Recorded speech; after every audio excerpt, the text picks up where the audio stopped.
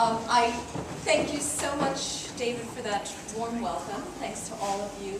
I would like to say that I am every bit as fantastic as he is making out to be, so prepare yourself for absolute wonderfulness. Truly, thank you so much for having me. It's really, really a pleasure to be here. I'm very excited about sharing the work. I have a couple of little caveats ahead of time. The first is that, of course, when I proposed this session to David, it was still an idea. And as I've been writing it, the idea has gotten bigger and bigger. So in order to share it with all of you today, I'm actually having to leave out some pieces. And I'm afraid that there will be some gaps, which I'm going to try to fill in kind of a sketchy way. But if it seems as though there's any problem connecting or something. Julia, so sorry, we could just leave the microphone on. Oh, sure. That's okay, sorry. Has anyone missed anything yet?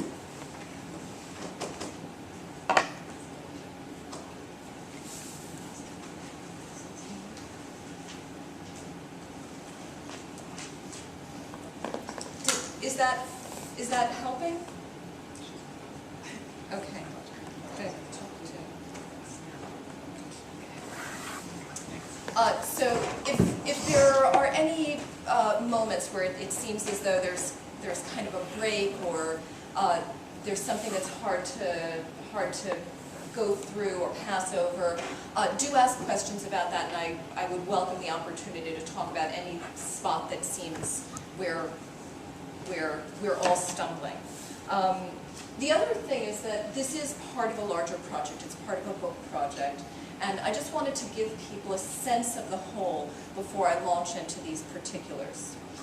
So the big idea of the project is that autistic expression is generally devalued, but that it might actually be central to familiar and highly valued texts like formal poetry and utopian fiction. So that's sort of the idea that we're working from. I'm going to read and then I'm going to speak extemporaneously in some spots. Is anybody having trouble with my accent? All right. From its clinical inception, and the title of this talk is Manifest Pleasures, Litany, Utopia, and Literary Autism. From its clinical inception, autism has been defined in large part by its intense relationship with order and structure. Leo Kanner's landmark 1943 study notes that once blocks, beads, sticks have been put together in a certain way, they are always regrouped in exactly the same way. Hans Asperger's earliest work on autism likewise comments on the powerful desire of autistic children to collect.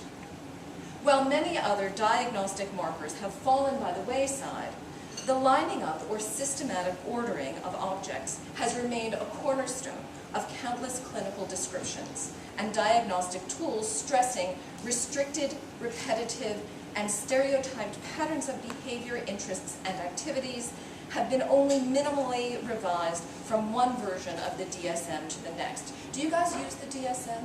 Yeah. Okay, so the autism is still being defined in this respect in the same way that it was defined by Kanner and Asperger in the beginning. Ordering gestures feature prominently both in autistic experience and in the clinical construction of autism.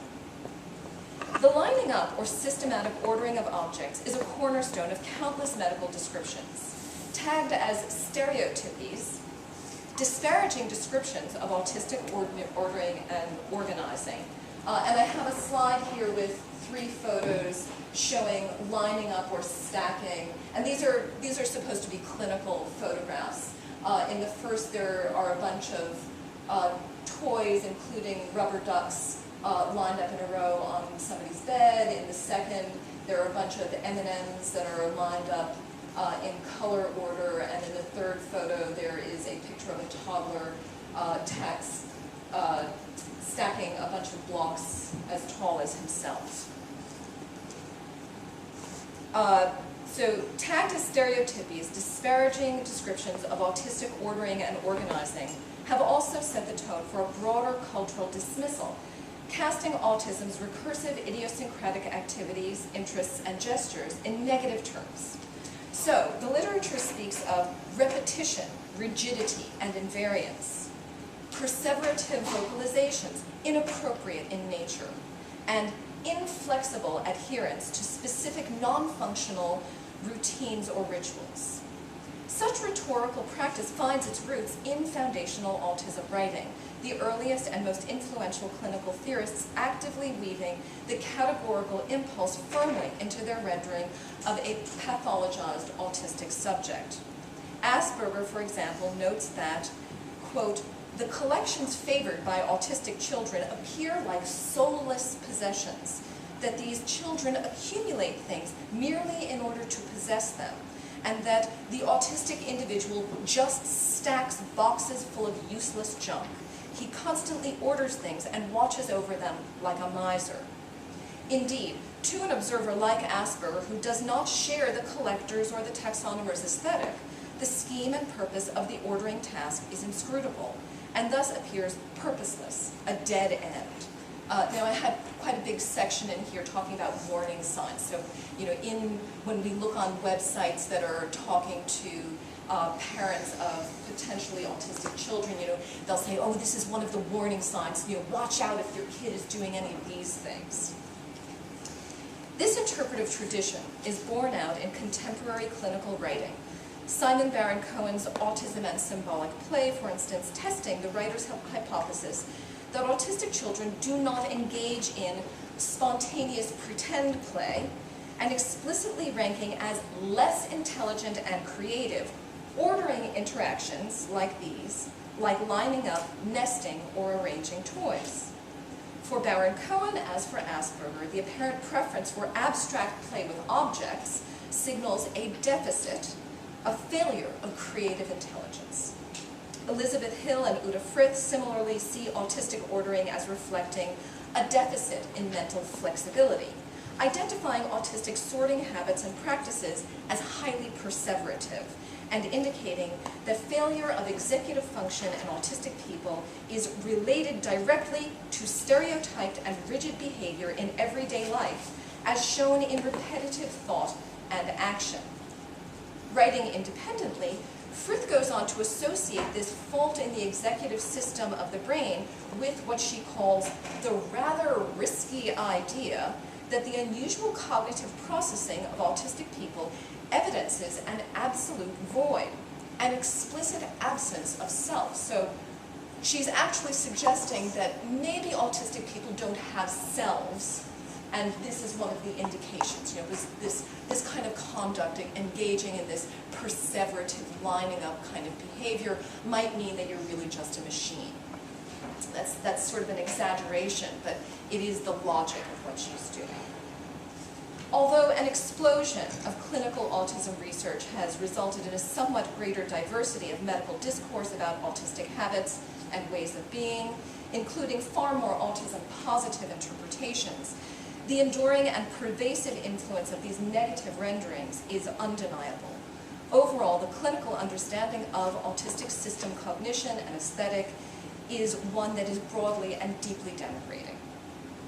In contrast with these, and a multitude of similarly disparaging constructions of autistic cognition, system lovers and practitioners, like myself, by the way, out myself, perceive lining up, list-making, and system analysis and invention quite differently. From popular sources like autism blog postings, to parent memoirs and autobiographies, to scholarly texts appreciative of pattern and system thinking and expression, insider descriptions of autistic ordering, taxonomy, and cataloging suggest that lining up and list-making certainly ought not to be dismissed as mere pathology, or even as merely symptomatic of pathology. Whereas clinicians may view lining up as central to their own diagnostic process, other voices suggest that collecting and organizing might be better understood in positive terms as central to autistic cognition, aesthetic and culture, and key to autistic communicative practices. In Nobody Nowhere, for instance, Donna Williams describes an early job working as a stock clerk in a department store as paradise, in which she would be expected to do the thing she loved most, put things in order. This sense of joy is echoed repeatedly in other accounts of autism. Clara Park's early parent memoir describes the delight of her autistic daughter upon discovering the principles behind the verbal representation of numerical order. Valerie Paradis notes that her son loved lining objects up in rows, his toys, his markers, any obvious group of things. And when she ultimately comes to identify as autistic herself, it is partly her own penchant for ordered systems that brings this new understanding. And she describes herself as a syntax and grammar nerd who enjoyed nothing more than comparing and analyzing the sentence structure of Russian with that of French, or copying out declensions in German over and over again just for the fun of it. Such descriptions stand in remarkable opposition to the cautionary rhetoric permeating clinical and diagnostic approaches to autism, or to cure memoirs like Ernie McCarthy. Rather than understanding the system impulse as an ominous sign of deficit, even vacancy, according to Uta Frith, this insider's perspective goes beyond mere tolerance to an appreciation of the joy and beauty of collecting and lining things up. But it is crucial that system stimming and system practice be understood not simply as harmless defense mechanism or as a means of self-soothing. In fact, what looks to the pathologizing eye and the outstretched clinical finger like a marker of disease is often a powerfully creative way of thinking and a productive vehicle for intellectual engagement and expression. Pulitzer Prize-winning music critic Tim Page, for instance, observes that a cluster of facts can be both luminous and lyric, and sees his own profound response to starkly reiterative, rigidly patterned, modern minimalist music as connected to his Aspergian cognitive aesthetic. Now, I have a great chunk of writing here that I've had to leave out, and I'm going to be covering it partly by showing the cited types, some slides, but the idea here is that system thinking and the kind of organizing and lining up that is done in the sciences, in the hard sciences and in the applied sciences like engineering. And here's a picture of a cladogram as an example. Here's a picture of the periodic table.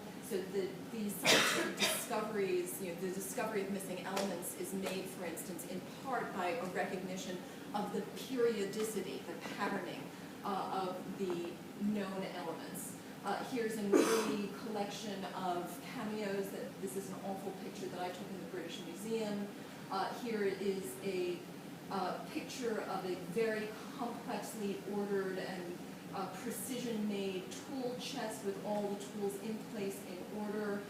And this is a photograph that I took of the biodiversity exhibit at the Natural History Museum in New York City. So, these are all illustrations, visual illustrations of the ways in which science and engineering and system thinking are evident in those disciplines. Yes? Put the lights down, please. Oh, I don't know. Can I?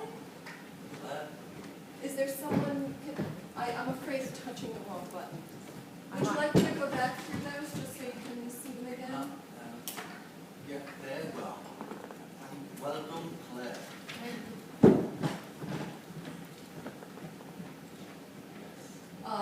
So just to give you a slightly better idea, just running through those same slides again.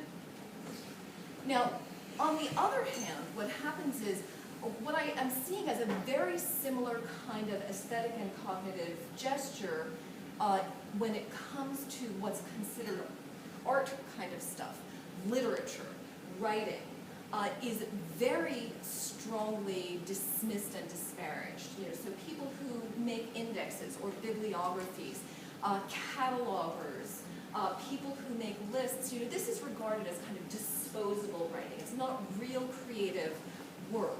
And this is a big part of what I am talking about in the book, but I didn't want to lean so much on that negative part while I was talking to you guys today.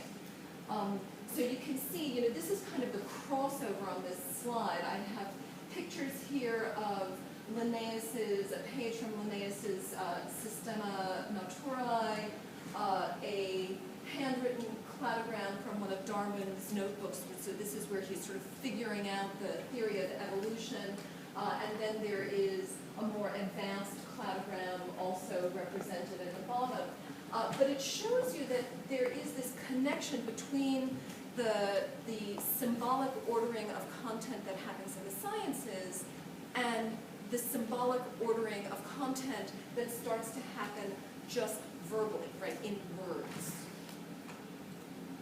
Now, when it comes to literary list making, when it comes to verbal lists, this is a slide that's sort of demonstrating the kind of culture around written lists and the way that these are dismissed. So the top slide there is a picture of Wayne and, who are these Wayne's World people?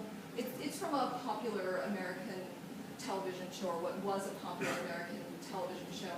It's showing a top 10 list, Wayne's top 10s, Madonna, Kim Basinger. This is stuff that we throw away, this popular culture that's not meaningful. The middle picture is this woman, scrunching her face and writing in her notebook, she's writing in her notebook and the caption is, OCD, I have to write my grocery list, then rewrite it into the order of where it is in the store. So there's this kind of joke around the pathologizing of list making. So everybody kind of knows that, it's in the air.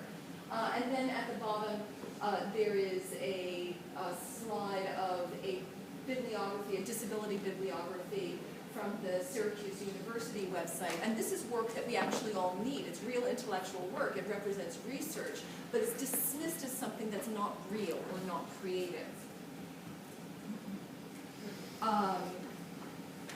So, from there, keeping that sort of chunk in mind, autistic system cognition and determined interest in pattern, structure, and order are in fact very much at work in verbal and literary modes. And autism builds, orders, and aligns with words as it does with other expressive tools, like toy cars or M&Ms. The leap from collecting, cataloging, and taxonomizing ostensibly non-literary forms to encyclopedias, poetry, and even prose fiction is no leap at all, but actually only a smallish step. Indeed, the rules for writing formal poetry, the binding of word sounds and word ideas within visually and phonically circumscribed spaces is, at its foundation, a profoundly autistic practice. By defamiliarizing the ordinary, intuitive, and transactional conventions of conversational language, in using words according to rules, partitioning them into formal structural units, aligning these units in set orders, privileging relationships of verbal sound to create extra-signatory verbal echoes, dissonances, and enjambments, poets enter into or adopt a counterintuitive relationship with language more characteristic of an autistic than a neurotypical approach to verbal expression.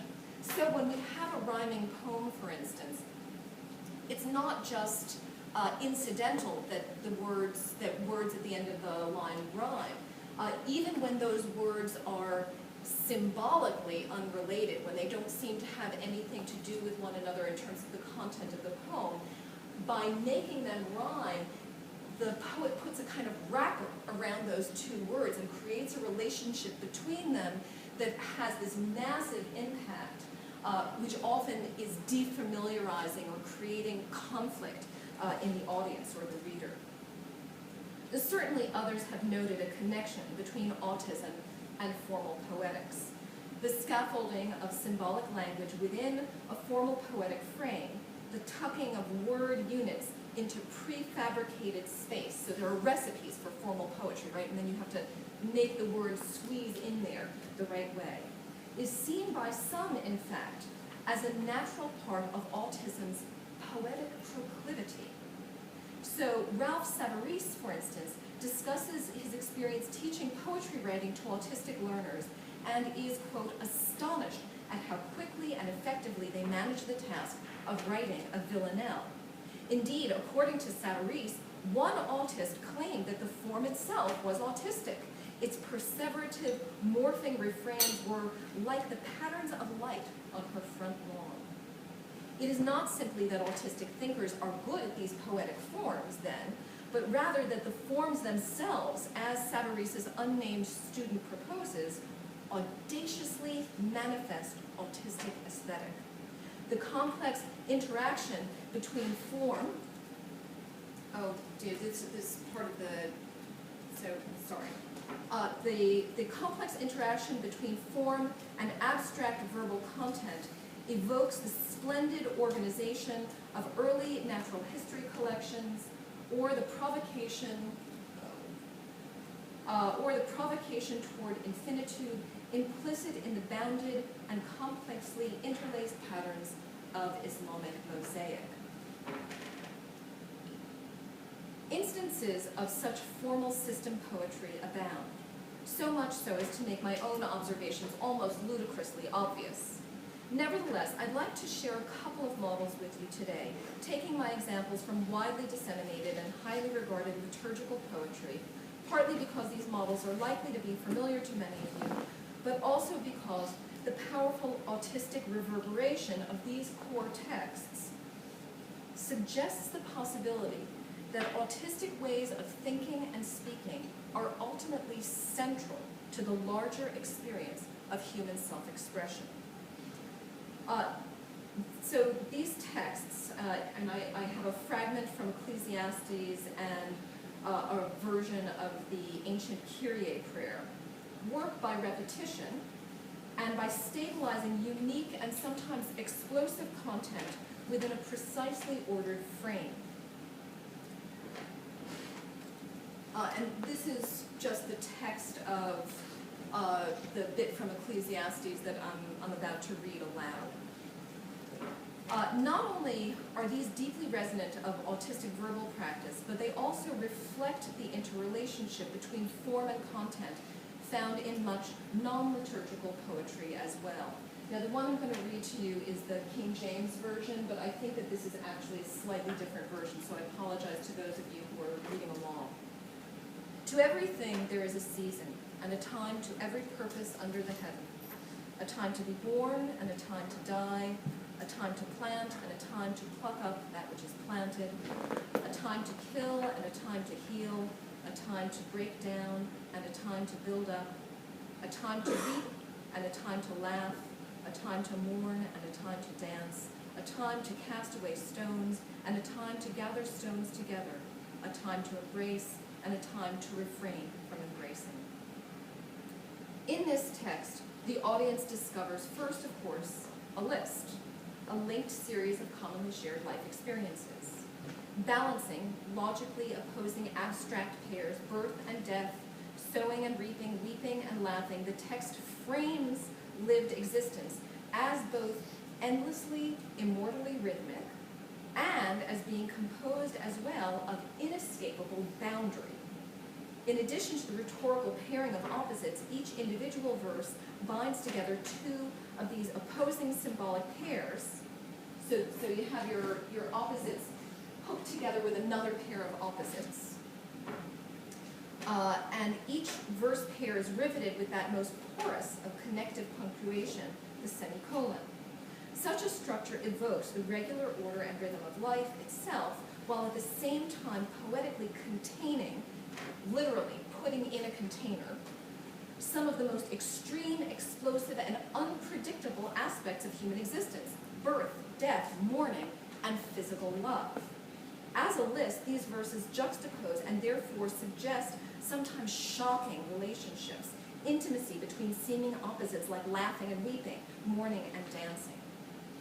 This simple list, formalized as verse, thus expresses the mystery of existence, both boundless and absolutely confined by order and system. From a clinical perspective, autistic listing and even more complex forms of autistic, what's called hypersystemizing, are thought to be evidence of a rigid cognitive process and aesthetic. But as Robert Belknap urges, lists are actually plastic, flexible structures which suggest the idea of inclusivity and expansive accretion. Ecclesiastes serves as one possible model for understanding the astonishing flexibility and elasticity operating within system expression. So when people are making those lists, it's not necessarily a sign of rigidity, right? That's by creating that kind of order, you create an infinitely expandable structure.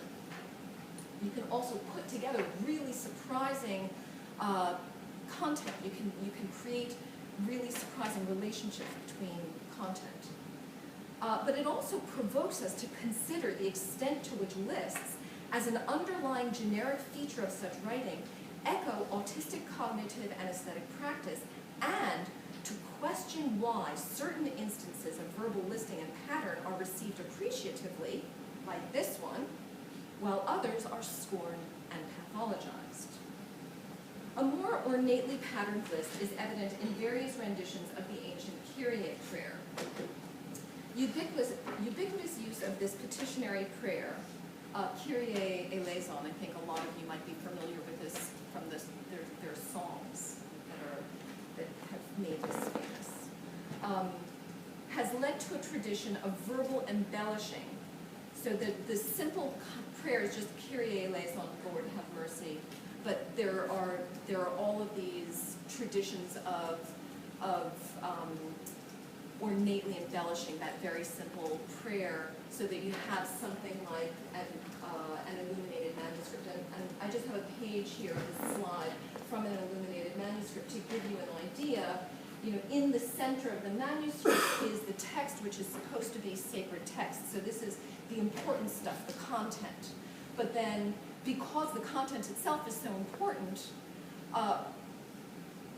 people invest far more time to creating these elaborate frames that contain the text and signify its importance, that help sort of keep it in place in terms of its larger value. They let you, an illuminated manuscript lets you spend more time on the page than you otherwise might. And in the same way, the Kyrie prayer has been embellished and elaborated. In this Roman Catholic version, the simple Kyrie prayer is interlaced with divine appellations and adorations, generating an elaborately ornamented list of the magnificent attributes of God.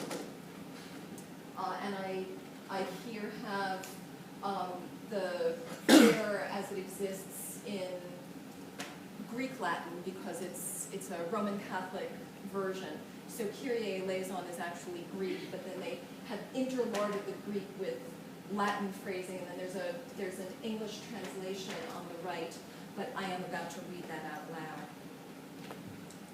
loud.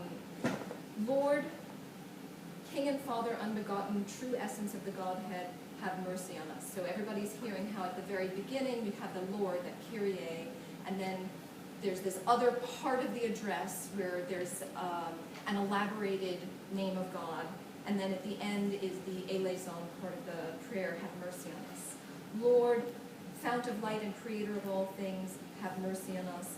Lord, thou who hast signed us with the seal of thine image, have mercy on us. Christ, true God and true man, have mercy on us. Christ, rising sun, through whom are all things, have mercy on us. Christ, perfection of wisdom, have mercy on us. Lord, vivifying spirit and power of life, have mercy on us. And this goes on and on and on. I mean, it's quite a long list. I'm just reading a small chunk of it so that you have a sense of what's there.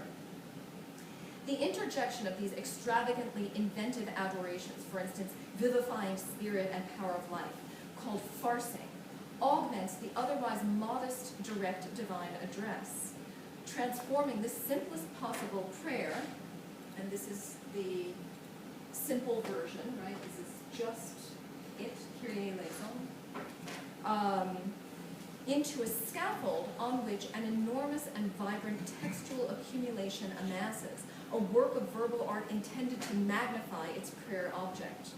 Almost lost in the highly ornamental language is the strict structural regularity of the poem, the transformative farsing, a kind of interlarding structured by the foundational verbal units of the original Kyrie.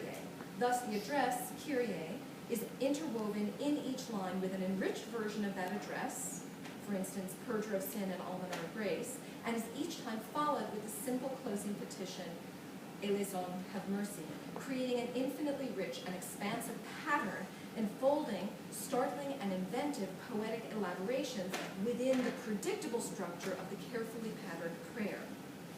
Such a liturgical form is not rigid, but is endlessly dynamic, the repeated prayer unfolding infinitely within the same rhetorical frame.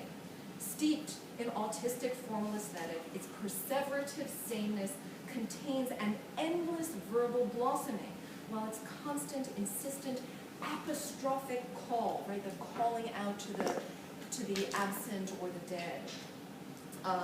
Its constant, insistent, apostrophic call implicitly binds together the human and the divine. The Kyrie, in turn, serves as the basis for an expansive tradition of antiphonic litany, including the litany portion of the contemporary Book of Common Prayer, which I was initially going to talk about, but I think we just don't have time today. Employing a distinctive bracketed formula in which varying content is embedded within an invariable word frame. Indeed, litany is defined by this perseverative pattern, the repeated formulaic calling out to God with the interjection of specific content within the set prayer envelope. Persistent repetitions grow into and unfold a more expansive spiritual content, demonstrating a perseverative, recursive relationship with language that bears out a larger generic pattern also evident in Ecclesiastes and the Kyrie. In all these texts, the presence of pronounced verbal repetition and rich verbal interlacing act out a persistent tension between ostensibly rigid form and the use of imaginative, non-conventional language. So there are explosions of affected verbal expression within discrete poetic enclosure. Like I'm calling them utopian fictions. The work that I'm doing includes true novels like Defoe's Robinson Crusoe, but also utopian fictions that are earlier. So Abbott's Flatland is late 19th century, and they all are sort of a piece. They have obviously their own distinctions, but instead of telling a story, some of them have some very thin story woven through, but they are fictions, even though they're not novels, because they are inventing worlds and telling about worlds. So sometimes I'm using the word novel, but if I called Moore's Utopia a novel, that was a mistake, and I'm sorry I did that. So that doesn't have a story that runs through, but it has made Well, up I mean, something. it has story to the extent that it is framed as a telling of somebody who actually came back from there. So a traveler went to this island Utopia, and he's come back to our world, to England, in fact, and although Moore is English, the narrator might actually not be English. I would need to go back and check, but he's telling the king, you really need to know about this land where I went and all of this stuff happened. So it is a story in some respect, although it's not a true novel. Say again? In that way, is it sort of Gulliver's Travels like? Yeah, and as a matter of fact, I do talk about Gulliver's Travels, although it's, that doesn't have the same kind of system features, although I do think that something that happens with utopian fiction is that there are these formal features where there's all of this compartmentalization of the different features of the utopia, but then what's really happening from the description of this other place is that it is also always a description of our place, right? So there is by irony, but the irony can only happen because you have taken a map of another place and laid it on top of the map of our place. And that is actually a form of system writing. That's the argument anyway. Should we Yeah, do? we can do 15 minutes and still have plenty of time for questions. Okay, are people need to take a stretch? I'm waiting to hear about Flatland. Yeah. Personal interest. Oh, okay, so I'm gonna, everybody got this part, so let me just read ahead a little bit. These texts function in part as a means of imposing order on or constructing order out of a fundamentally untidy existence. Life is chaotic, but storytelling universally disciplines and renders meaningful that chaos.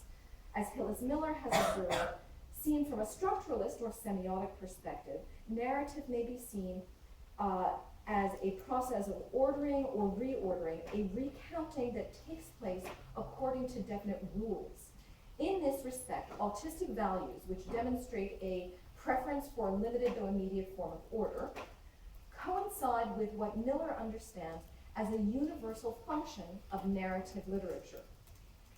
The intensely ordered structure of More's Utopia may thus be seen as ascribing to a dominant, that is neurotypical, social and narrative code, but at the same time, the book is reflective of a greater autistic architecture, demonstrating distinct narrative and semiotic patterns which recognizably overlap with other examples of autistic storytelling, which it has been observed is prone to string together brief episodes, to have sections and chapters that regularly seem to stop rather than conclude, and to favor the abrupt introduction of unrelated concepts. I hope everybody can hear those quotation marks. Rather than exhibiting a naturalist or realist fluidity, utopian texts like More's Utopia, Defoe's Robinson Crusoe, and Edwin Abbott's Flatland embrace a habit of abrupt partitioning, a rhetorical dissection and articulation of social existences and identities ordinarily consumed and experienced fluidly, organically, and intuitively. Instead of inviting the reader to witness social groups as heterogeneous masses of fluidly and intuitively intersecting social humanity, that is lived existence, the way we all interact with one another, presumably, utopian writers challenge the naturalist aesthetic by bringing the social process into narrative relief, focusing on boundaries of space, time, subject, and material culture as a means of exploring and explaining social goals. Along with the structural formality and the abrupt narrative linearity of these texts, their autistic sensibility is also evident from the deep analytical figuring that informs them. The study of social rules and their implications, the lifting out of universal social particulars from the infinitely complex actuality of general human social exchange, the reimagining of these particulars in speculative contexts. So this is what I was talking about, this overlay, right? All speak to an intense focus and analytical approach to the world that are defining features of theorized autism. And I'm actually going to skip ahead a little bit here. I have a bit from Asperger where he talks about the consciousness in autistic children of their own bodily functions, the stuff that for presumably normal people they don't pay attention to, you know, respiration and defecation and that sort of thing that's supposed to happen kind of naturally, that autistic children and autistic people are, you know, they're very focused on that kind of function that's supposed to be intuitive, and I suggest that that's actually sort of the way these texts are, that they're very focused on their own function as texts. Standing as a model of this kind of autistic narrative partitioning and critical dissection of human social norms is Edwin Abbott's Flatland. That's 1884. For those who are unfamiliar with this little utopian fantasy, Flatland is purportedly narrated by A Square, who, in interacting with a sphere form from Spaceland, experiences the dizzying revelation that his own physical and social existence on a flat plane might not be the only kind of life and world. Without much conventional storytelling narrative, the book is primarily devoted to description, explaining the configuration of Flatland and considering its order and regulation in comparison with the shockingly different worlds of Spaceland and Lineland, which are also briefly visited. As a book, Flatland is distinguished especially by its representation of gender and social class, which are clearly expressed in geometric terms. That everybody, I don't know if you can follow this, but this is really like so marvelously funny.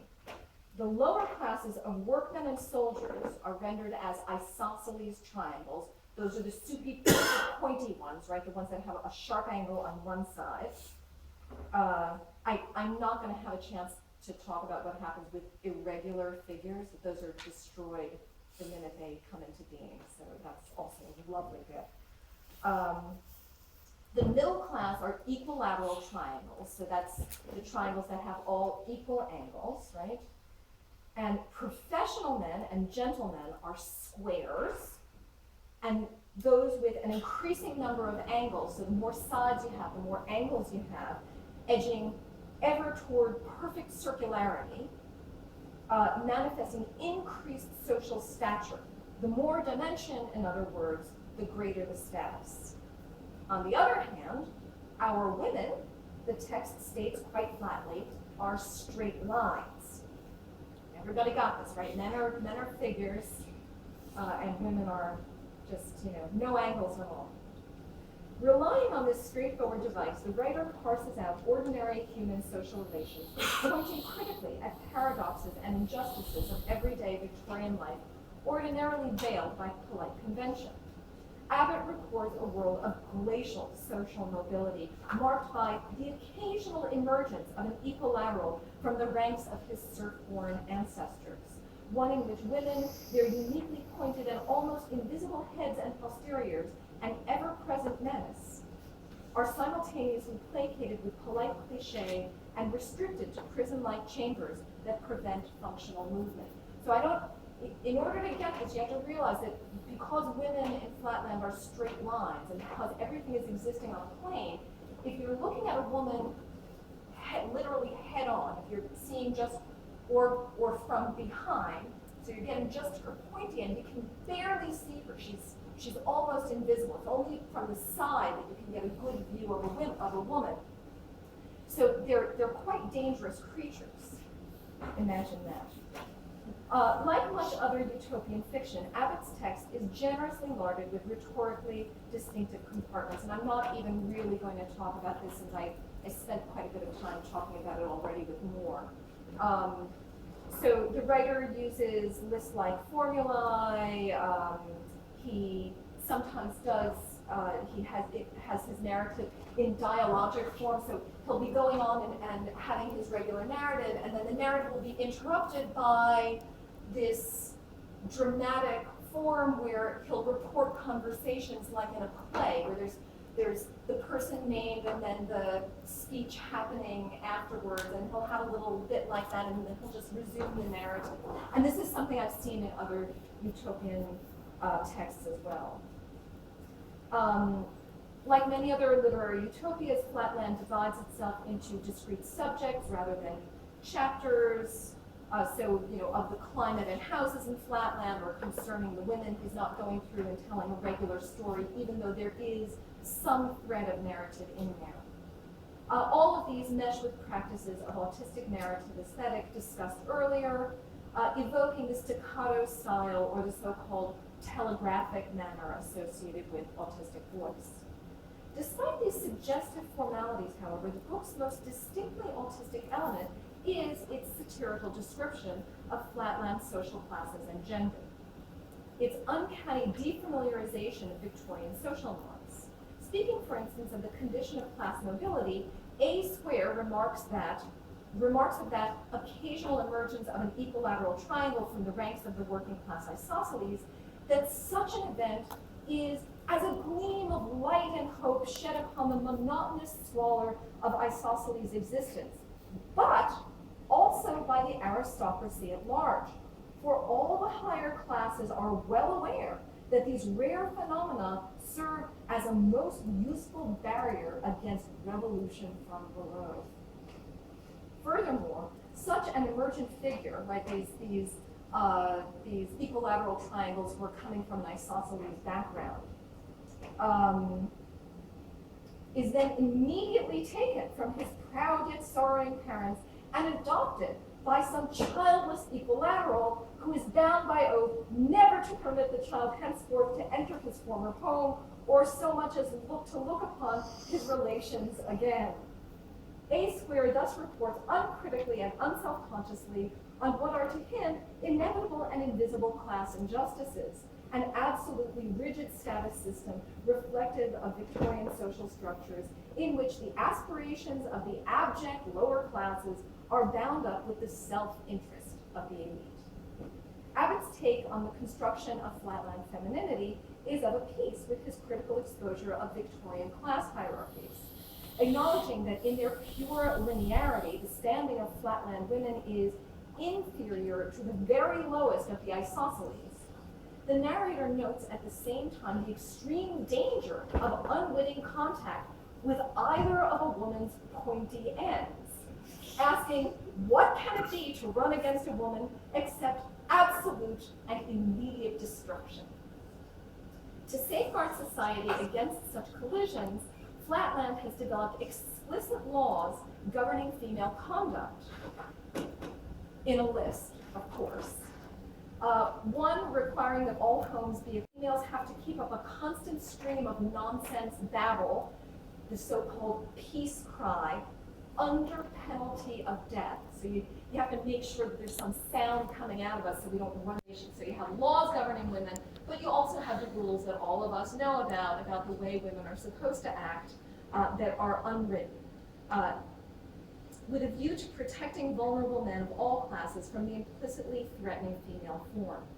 When in public, women are expected to move their backs constantly from right to left. And here, for those of you who can't see, I am wiggling my bottom seductively. Is that going to be on the web now? Okay. Move their backs constantly from right to left so as to indicate their presence to those behind them. And the well-modulated undulation of the back among ladies of the circular rank, so those are the highest, is imitated on down the social scale, this universal sexualization of the female body, alerting bystanders to the female presence and thus neutralizing women as a threat to public safety. And Flatland women are further restrained by an ancient habit of non-education, or what's called quietism, which has given rise to a kind of bilingual, almost bimental existence, in which men use a false vocabulary of irrational and emotional conceptions with women, but among themselves and in their books have an entirely different vocabulary. The vapid speech thus used to placate Flatland women, like the universally understood Victorian rules for polite conversation in the presence of ladies, serve to numb the mind, forestall critical engagement, and mitigate any possibility of female power or influence. The explicit policies and implicit expectations governing female conduct in Flatland combine to construct a profoundly sexist infrastructure, leading not only to a visible decline of female intellectual power, but also to an increase in female outbursts, including frequent episodes of violence and murder. So frustrated women in their houses start, but because they're shaking their mind bodies around, they're accidentally puncturing, while they're frustrated, the figures who are around them, and then they, sort of wake up, oh no, what have I done? It's really a hysterical book, and it's only about 100 pages, highly recommended.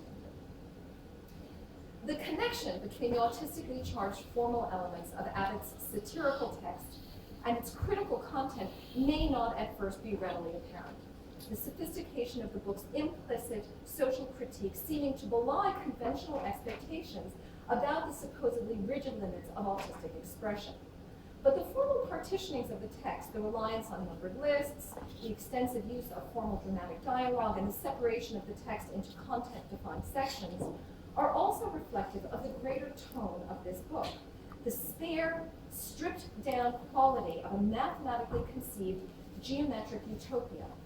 Abbott's critique is almost surgical in its calculation. The minimalist narrative picking apart Victorian social and political realities and stripping bare the organic and the familiar, those complexities which screamed real and brutal injustices of everyday life. Thoroughly defamiliarized with all the Byzantine flourishes of lived existence stripped away, its skeletal form exposed, Flatland effectively lays out otherwise concealed systems of injustice and oppression for critical scrutiny. It is almost as though, one by one, Abbott has made a short list or short stack of unlivable social conditions and lined them up in a row, creating a lean, distinctively punctuated, and cleverly encoded narrative, one that echoes powerfully with autistic resonances. And I have missed some slides here. This is my goodbye slide, which is actually missing the email address, which is the main thing. It is my larger argument here that much familiar Western literature, both canonical and popular, has a deep reliance on autistic voice. Though traditionally pathologized or dismissed as valueless, that's actually a word that Leo Kanner uses, when associated with autistic embodiment, autistic expression actually garners considerable social and cultural recognition and occupies an astonishing position of value when mediated as published print or authorized performance.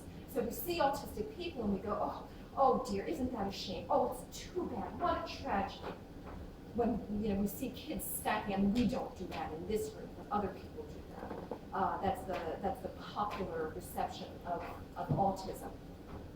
But then we don't recognize that same lining up and stacking gesture when it appears to us in literary forms like those I looked at today.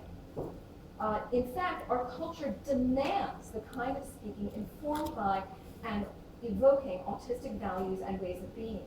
And it is the purpose of this project to investigate the ways in which autistic voice has served as a powerful but largely unrecognized literary influence. Thank you all so much for your attention.